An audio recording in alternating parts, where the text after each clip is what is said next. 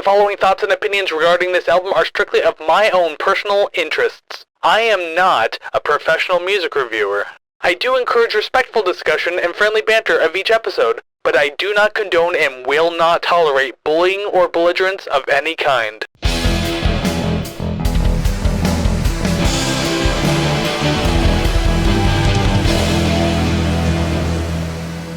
Well, hey there, everybody, and welcome to another episode of the Rate the Record podcast, episode 103. Thank you very much for joining me today. I am your host, Chris, as always, doing these album reviews, getting all this done with you here. But before we get any of that done, let's get the formalities out of the way first, shall we? If you like what you see and or hear today, there's a bunch of all the ways I'm about to describe that you can do to help support the show. Like, subscribe, rate, share, comment, and follow. All 6 of those things, a bunch of them, or even just one of them, really do help the show move along, more eyes and ears on the prize, all that good stuff. So if you could, please just take a moment and do at least one of those things. I'd be forever grateful to you. Thank you very much. There's also a financial option to support the show if you do indeed want to financially support it. It's ko-fi.com/ratetherecord. It's completely optional, but the option is yours. You could do a one-off donation or join the RTR Club for $5 a month. You get early access to episodes. You get to request albums for me to do here on the show. If you're in a band and you have a song and you want me to review it, I will absolutely do that too. More will be added down the road, but regardless, that option is there for you. But everything that you could find to do to help the show and do whatever you want with it is ratetherecord.ca. Once again, that is ratetherecord.ca. You'll find all the streaming links there, social media links, merch, and of course, as I just mentioned, the ko-fi.com link so you can join the RTR Club. So go ahead and check out ratetherecord.ca for everything Rate the Record related. Okay, those are the formalities out of the way. Thank you for bearing with me on this one. Welcome to the show. As I said before, you know that these formalities have to happen, especially if you've been here before. So if you've been here before, welcome back. Glad to have you here. Glad that you decided to join me again on another episode, and I hope you'll continue to join me in the future. But if you're new here, well, first off, welcome to the podcast. I hope you enjoy your stay enough so that you do come back. I like discussing music with you. I like hearing your opinions on these albums as much as I like telling my own opinion about them. But chances are, if you're new here, you don't know what I do on the show, so I'll break it down for you very quickly. Each week, I will choose an album, be it completely at random. Maybe it's a brand new album coming out that I want to check out. I do requests here on the show, anniversary albums and special occasion type things. It doesn't really matter. Regardless, I will choose an album. I will listen to it front to back right here on the show and listen to each song in chunks. Well, you'll hear it in chunks. I'll hear the entire thing. I have to play it in chunks so that way I don't get my ass kicked by copyright. I will listen to all the songs. I'll let you know what I think about them, think about the album, and then at the very end, of course, I do the bread and butter of this entire thing. I will rank the songs and then rate the record. There you go. That's exactly how this happens all the time. Okay, now I can actually get into talking about today's episode 103. Just recently, as of June 21st, 2024, it's pretty recent to the point of me releasing this episode. The band Kittie has made a comeback and released a brand new album. The first in, I think, it was 11 years or something like that. They just released a brand new album called Fire, and so I knew that I would have to check it out eventually, especially because on the new music reviews that I've been doing, I think there was at least 2 of them where I looked at some Kittie songs, and they were pretty good when I heard them, so I was really looking forward to hearing this album, and what better excuse do I need to listen to their album on the show than just that alone.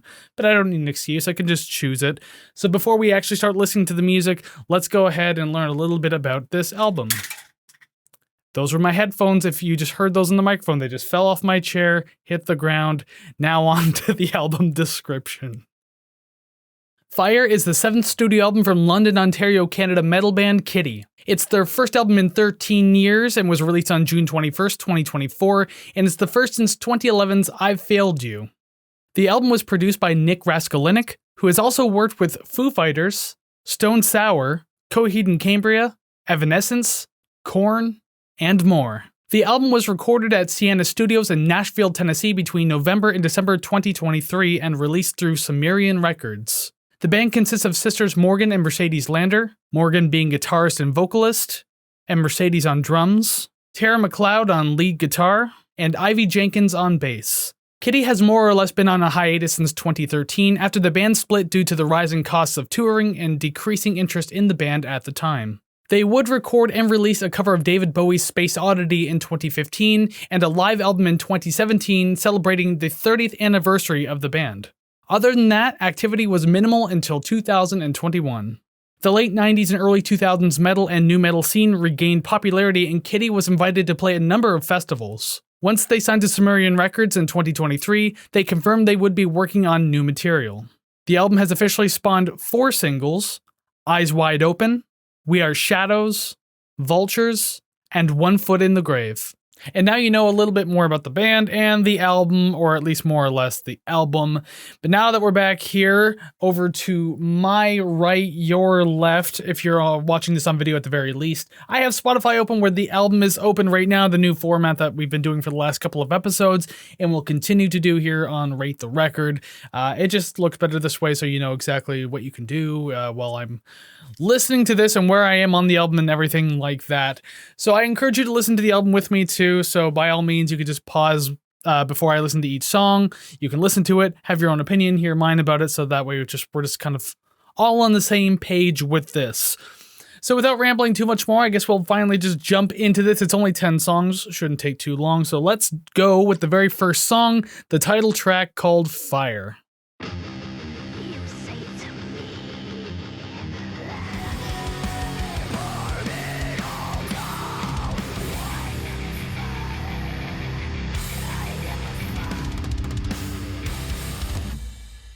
All right, kind of dragged it out a little bit at the end there. Nothing wrong with that, though. Sounded pretty cool to me. Song number 1, Fire. Well, there you go. Really good explosive start to the album. Not really a pun intended there. Explosion, fire. Get it? And I didn't mean that when I said that. Regardless, it doesn't matter. It's good. I like this song. Excellent start to the album. And kind of a blanket statement too that I'll make, because I usually do this, especially in the first song, if it matches the rest of the album. The production's excellent all around. The tone on everything is fantastic. I don't think anything's buried in the mix. Everything is there appropriately, so it's fantastic. Morgan's screaming, I think, is the best it's ever been. And just as a kind of a side note too, like I've been a fan of Kittie since I was... I don't even know, 11 years old. I think I first saw the video for Charlotte come on Much Music here in Canada in like the year 2000 or something along the lines of that. Regardless, it's been a long time, so watching that evolution of her scream and how good it has gotten has been really cool. So just the culmination of all those years being on this album is fantastic. I really like it. It makes it very pleasing to listen to. And as for the song itself, aside from the blanket statement I just made too, I love the quieter verses on this too. I think it's fantastic. You have the tone of the vocals match it with those like the groove of like the tom drums just kind of going through. I think they work really well together and they help kind of anticipate that big punch you get by the chorus a little later on. So I don't know, there's not a lot to dislike about the song. I really enjoyed this one. Great start to the album, so I can only imagine it's going to get even bigger and better from here. Let's find out, shall we, with song number 2, I Still Wear This Crown. I still wear this crown.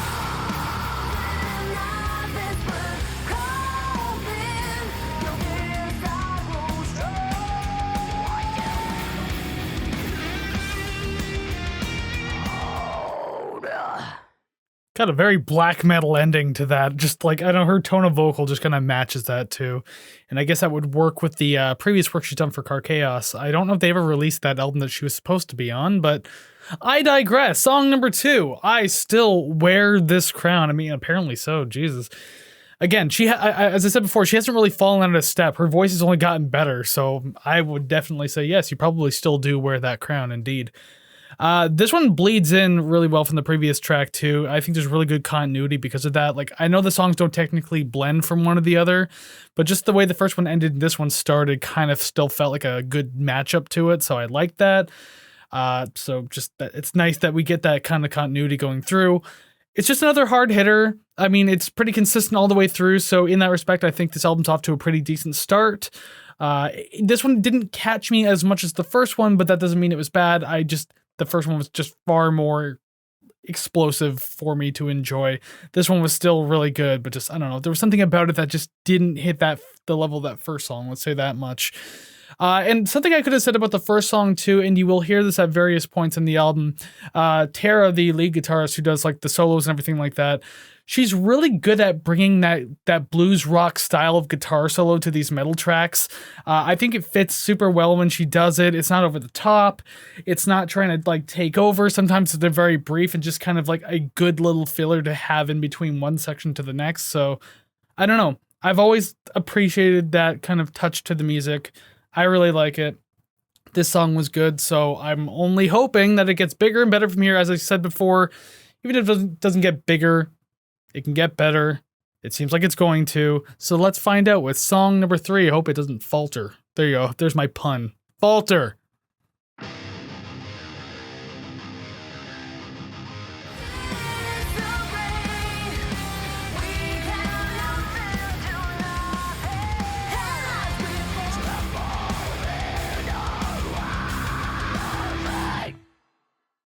Alrighty then, gonna cut it off there. I mean, that was the end of the song anyway, so it doesn't really matter. Song number 3, Falter.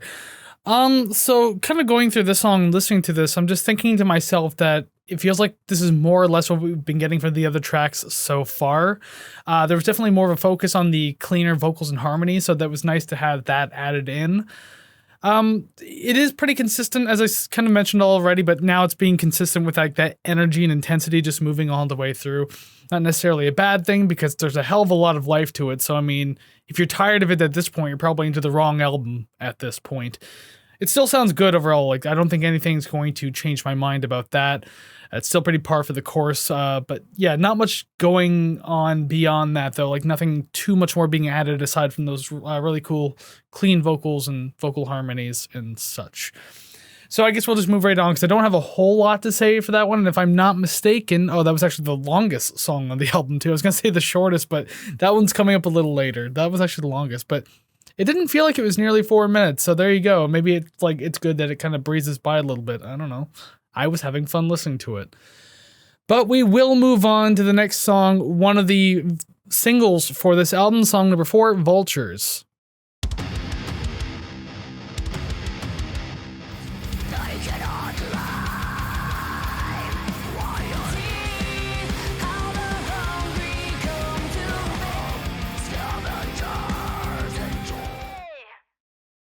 They all seem to end like in a very similar way where it's just kind of like that last note type thing where it just ends, which is fine. It doesn't really matter. It still has a feeling of finality with that, so I'm not bothered by it. Song number 4, Vultures. I can definitely see why this one was a single. I mean, the riffage and progression of this one are just so damn fun. I like this, and it's also built on that really cool like 6/8 groove going through the entire thing, and I think that really helps in making it stand out a little more among the other tracks as of this point in the album. So that's definitely kind of getting like more points from me on that, and I think that just makes it insanely cool. And it's probably one of my favorite courses on the album so far up to this point, I will say too. It's super catchy, it's easily singable, and it just feels much bigger than the others at this point. So yeah, this one's just, it's doing a lot. The favors being paid off of this one are fantastic. And I can't remember if I did this one on an NMR. I think I did, because I remember mentioning that this was one of the first songs they technically premiered from this album. I think back in late 2023 at a festival. Like it was like when we were young or whatever festival, Sick New World. And they did this new song, Vultures, that no one had heard. Just like, oh, so they are working on new material. So it's nice to hear an album version of this. That's really cool. And it sounds fantastic here. I like it. So let's see where we go from here with the next single and the next song, song number 5, We Are Shadows.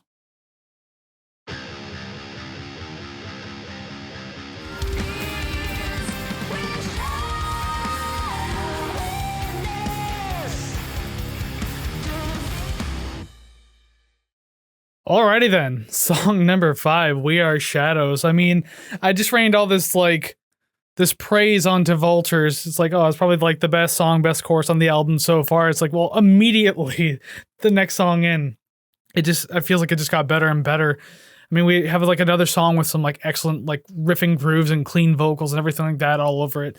Fantastic. And yeah, that chorus is definitely better than Vultures, as much as I like the Vultures chorus. Just just another big expansive feeling chorus. Everything kind of slows down a little bit for it. Morgan hitting that high note in the refrain when she says shadows. I think that's really well done and cuts impressively through the mix. I mean that in the best way possible. So I don't know, just there's a lot to enjoy about this single, and so far there's a lot to enjoy about this album, so this is really, really good. The intensity of this track, and throughout the entire album so far, have been pretty well balanced, where I haven't really noticed too much about it being super balanced with its like sound and power going throughout. As I've already kind of mentioned that note, though, it has been pretty consistent in that. So maybe it's kind of a contradictory note. I don't know. It'd be nice to get something a little different, I guess, but nothing sounded bad or off so far. I want to make that incredibly clear. Sometimes you just need like that breath, that moment in the album where you can just like stop for a second, just catch your breath and then move on. We haven't gotten that quite yet, so who knows? Maybe we'll get a little further. Maybe we won't. At least things are sounding good, though. Like it could be a torturous album to get through and not get a breath of fresh air, but as long as it sounds good, I can live with it. It's fine. And we're halfway through, so it can't be that bad, right? Well, let's find out. Song number 6, Wound.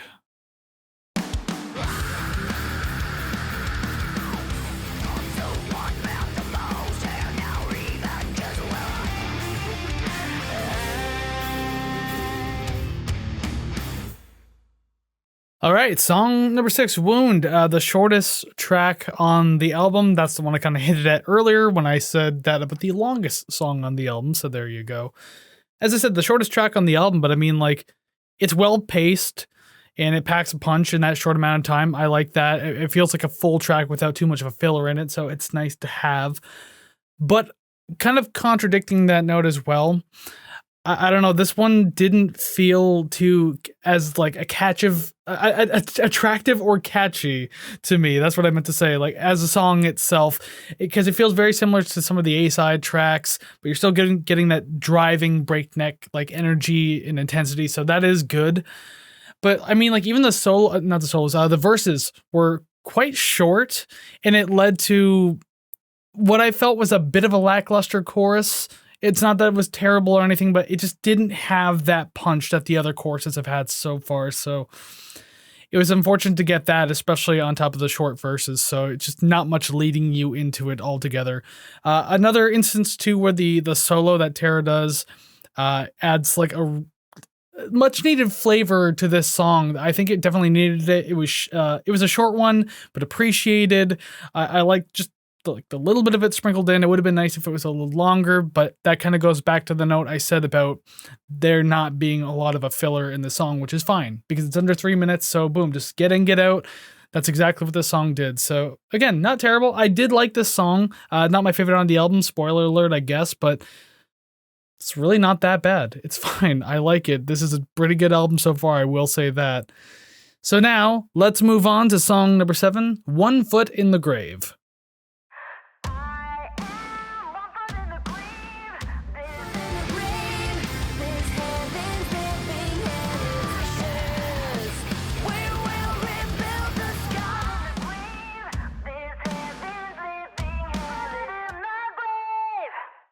Well, you heard her. She said it. Song number 7, One Foot in the Grave. She says it many times in this song.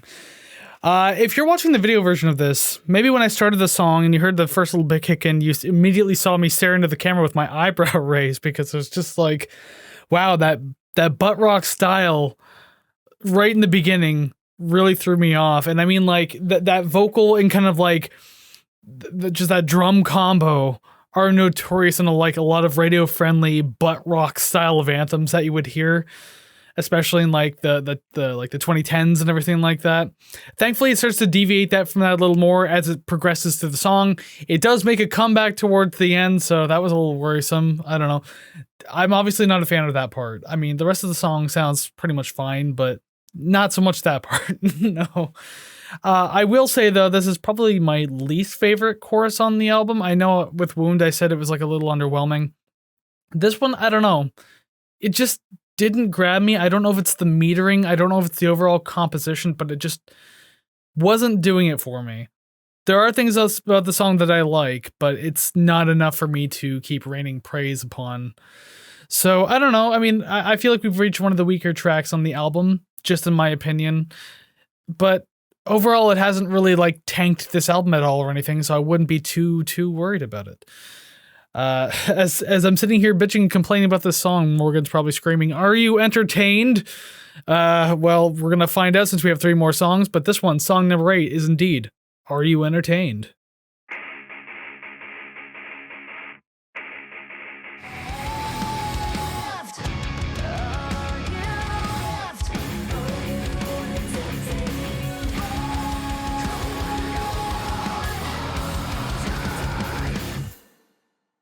Song number 8, Are You Entertained? And I mean, I'll just answer that straight off the bat. Yes, I was. That was a pretty damn good song.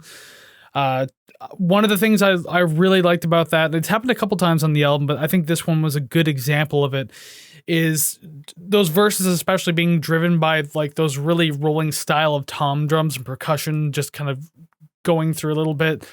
I really like that. It makes it feel way more menacing, and it really works in the favor of the entire mood of the song, especially with those secondary layer of guitars that are kind of like ringing in the background very quietly, like behind the chugging. I like that. I think that was like well thought out, well layered, well done all together. I really like it. I thought it was great. And I could be wrong, and granted, I believe it has appeared at other earlier points in the album as well, but I could have sworn that I hear growling in the background, especially during the refrain, and I'm wondering if that's actually where Mercedes comes in. Again, Mercedes being the drummer, but she has been known to do growling and backup vocals in the past, so I would only assume that's her doing it again. And I love the depth that it gives the tone and sound there, because I mean, like, Morgan's scream is obviously like much higher. It's like almost like that black metal style of screaming sometimes. Not ear-piercing screeching, but like that same style at the very least. So to have that lower growl is just like adds so much depth and just texture to the overall sound, so it makes it really, really enjoyable. I like that.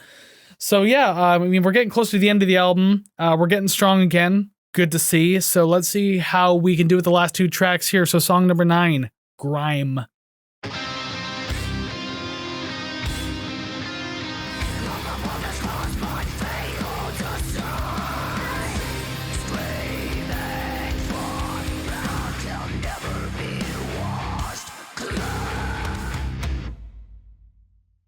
All right, song number 9, Grime. Wow, like it feels like the album suddenly just got heavier, especially like with that like last half of the song there, because I love those super heavy like halftime chugging moments that you hear through the song. I would wager to say that's probably the heaviest part of the entire album. So that was super cool. I like that, especially once again, the matching of the screaming and the growling, just adding a lot more texture to the sound. It's here again. I really like it. Especially in the chorus too, because you hear that, and then that's matched up with the clean, harmonious singing that goes on, just kind of like a call and answer type of deal. That sounds really cool. Again, just really smart composition, really catchy, really pleasing to the ears. There's just a lot of smart production choices being made on this one. I will say that. The only downside, I feel like the verses were a little bit weaker in this one. It did build itself back up pretty well.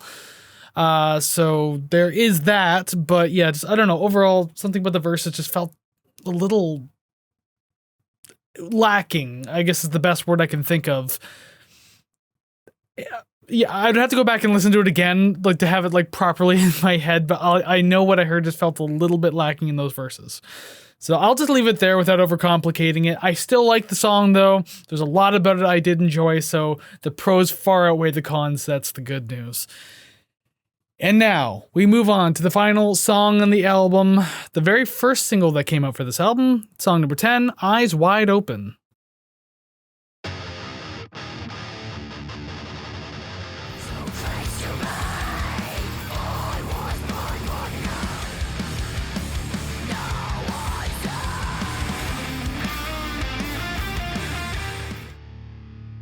And as it rings out to the final seconds there, song number 10, the final song on the album, Eyes Wide Open. Again, this was like the first single that technically appeared for the album back a while ago. And I know I did this one on the NMR for sure, because it's like, oh, comeback track. Gonna have to do that one. So yeah, Eyes Wide Open. At this point, there's not a whole lot of like insightful things I can say about the song anymore.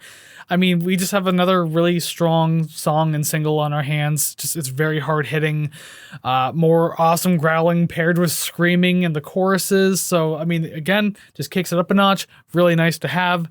And some of the guitar layering in like the second verses was really, the second verse, I should say, there's only one second verse, was really cool. I liked just what was happening in there. It's an interesting little part to add sonically to the track too, just a lot more going on, but yet it's not like chaotic. So I don't know, a lot to enjoy out of that one. Not much more insightful I could say other than, damn, this is a good song. I really like this one. And with that, that brings us to the end of the album. So, hey, you know what? Awesome that you made it this far with me. I hope you've been listening along to these songs with me, because I'll want to know your opinions. It's going to be on the pop quiz. There's no pop quiz, but I still want to hear your opinions regardless.